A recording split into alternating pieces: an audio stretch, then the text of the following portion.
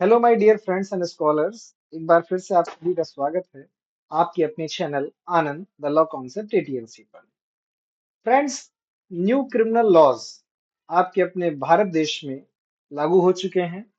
उनके तहत कार्रवाइयां हो रही हैं, लेकिन जो इसकी समझ है, लॉ स्टूडेंट्स की बात कर लें, प्रैक्टिशनर्स की बात कर लें, या जो लोग जुडिशरी एपीओ या जेआरएफ का एग्जाम देने जा रहे हैं, नेट का एग्जाम देने जा रहे हैं, वो अभी उतना इस लॉज को समझ नहीं पाए हैं। और जैसे कि मेरी स्पेशलिटी रही है, बेयर एक्ट को एकदम, जिसे कहते हैं, हर एक सेक्शन, हर एक प्रोविजो, हर एक एक्सप्लेनेशन, हर एक इलस्ट्रेशन का पोस्टमार्टम करना, ताकि आपको चीजें वो बहुत बेहतर से समझ में आ सके। उसी क्रम में जो आपका बीएनएस, भारतीय न्याय संहिता 2023 का ये बेयर एक्ट है, उसका भी हम लोग करेंगे, ताकि आप अपने एग्जाम में, प्रोफेशन में, या जो लोग एलएलबी डिग्री अभी परसुइंग है, उसको आगे बेहतर से कर पाए। तो आइए विदाउट एनी फर्दर डिले शुरू करते हैं। और जो आज का टॉपिक है वो है बेसिकली बीएनएस के कुछ बेसिक सी चीजें और स्ट्रक्चर ऑफ द बीएनएस।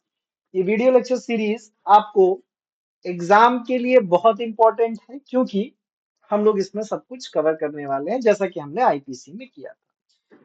अगर हम बात करते हैं बेसिक की, तो बहुत एकदम शुरुआत, एकदम कॉमन पर्सन की तरह, बहुत इंटेलेक्चुअल आप हैं नहीं, ये बात पहले अपने आप को समझाइए। तो पहली चीज है, एक्ट का नेम क्या है, exactly what is the name of the act. तो ध्यान से देखिएगा, स्पेलिंग वगैरह बड़ा मिस्टेक होता है भाई, हम तो यूनिवर्सिटियों में देख रहे हैं। दी भारतीय न्याय संहिता है, ठीक है, 2023। इस चीज को भी ध्यान रखिएगा कि ये जो संहिता है आपका, ये 2023 का है, 2022 या 2024 नहीं लिखना है। दूसरी चीज, जो आपका एक्ट नंबर है, ये भी आपको ध्यान में रखना है। ये this is the act number 45 of the year 2023। और एक्ट नंबर को लेकर के एक ऐसा क्वेश्चन जो मेरे ख्याल से बन सकता है एग्जाम में, वो भी मैं आपको अभी लेटर ऑन बताऊंगा, वीडियो में बने रहिए। दूसरी चीज आपको जो ध्यान रखना है वो ये है कि इसको प्रेसिडेंशियल एसेंट कब मिला है, प्रेसिडेंशियल एसेंट कब मिला है, या जिसे आप कह सकते हैं कि इसका इनैक्टमेंट डेट क्या है।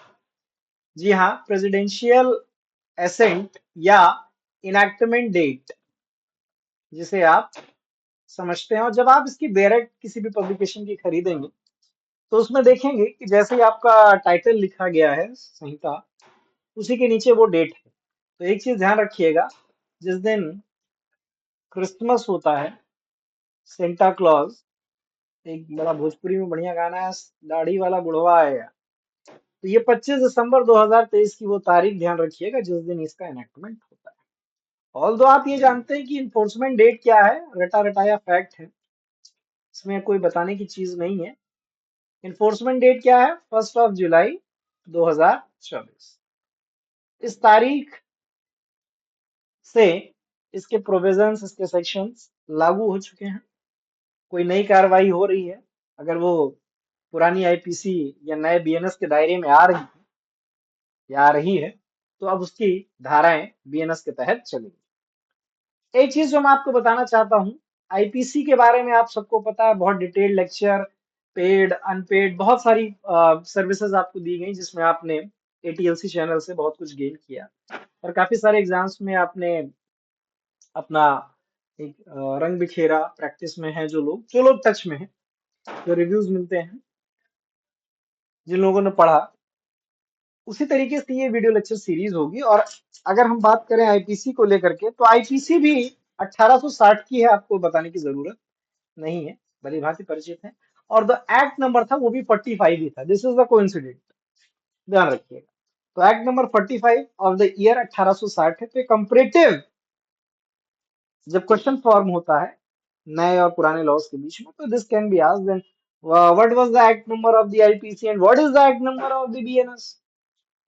दोनों में 45 लिखा रहेगा, आप सोचेंगे हो ही नहीं सकता, but it is. So understand that. Fine, next, moving on the structure of the BNS. If we talk about the structure, तो इसमें तीन चीजें हैं आपको जो ध्यान रखनी है, पहला है आपका प्रियम्बल। इसमें कोई स्पेलिंग इस तरीके से नहीं लिखी गई है या कोई क्या कहते हैं हेडिंग नहीं दिया गया है, या जिसे आप कहते हैं ऑब्जेक्ट। ठीक है, उसके बाद आपके चैप्टर्स आते हैं और उसके बाद आपके सेक्शंस आते हैं। तो टोटल अगर हम चैप्टर्स की बात कर लें तो आपके पास टोटल चैप्टर हैं 20। टोटल सेक्शंस की बात करें तो 358। याद हो जाएगा सब कुछ, सेक्शंस के लिए परेशान मत होइएगा। काफी लोगों का कहना है क्रोनोलॉजी चेंज हो गई, ठीक है, तो बड़ा मुश्किल हो गया, अरे जज को भी पढ़ना पड़ रहा है, कोई नई चीज आप नहीं कर रहे हैं। ठीक है, अगर कुर्सी पा भी गए तो उधर पढ़ना ही है, ये भी ध्यान रखिएगा। ठीक है, तो याद करने वाली चीज है, बहुत टफ टास्क नहीं है। याद हमें तब नहीं होता जब हम कॉन्सेप्चुअल क्लियरिटी नहीं होती, और मेरे चैनल का नाम ही है आनंद अल्लाह कॉन्सेप्ट। तो आपका कॉन्सेप्ट क्लियर होगा, याद ऑटोमेटिक हो जाएगा। हाँ, वहीं अगर हम इसके रेफरेंस में आईपीसी में बात करते हैं तो आईपीसी में कितने चैप्टर्स थे? 23 थे चैप्टर्स। जब भी आप लिखिए कोशिश कीजिए कि रोमन्स में लिखिए। ठीक, टोटल सेक्शंस कितने थे? 511 थे। तो आप देख रहे हैं चीजें कम की जा रही हैं। ये बात की बात है कि अभी अंदर में देखेंगे कितना कम एक्चुअल में हुआ है। ठीक है, तो ये कुछ बुनियादी चीजें हैं।